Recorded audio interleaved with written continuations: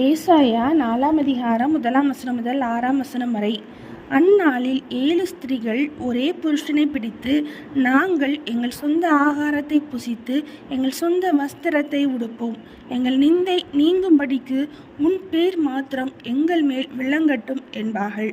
இஸ்ரவேலில் தப்பினவர்களுக்கு அந்நாளிலே கர்த்தரின் கிளை அலங்காரமும் மகிமையுமாய் இருக்கும்.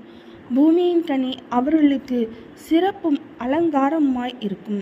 அப்பொழுது ஆண்டவர் சீயோன் குமார்த்திகளின் அழுக்கை கழுவி நியாயத்தின் ஆவியினாலும் சுட்டெரிப்பின் ஆவியினாலும் எருசலேமின் இரத்த பள்ளிகளை அதன் நடுவிலிருந்து நீக்கி விடும்போது, சீயோனில் மீதியாயிருந்து எருசலேமில் தரித்திருந்து ஜீவனுக்கென்று பேர் எழுதப்பட்டவன் எவனும் பரிசுத்தன் என்று சொல்லப்படுவான்.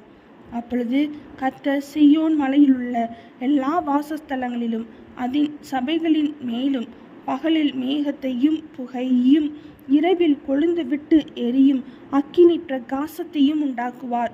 மகிமையானவைகளின் மேலெல்லாம் காவல் உண்டாயிருக்கும்.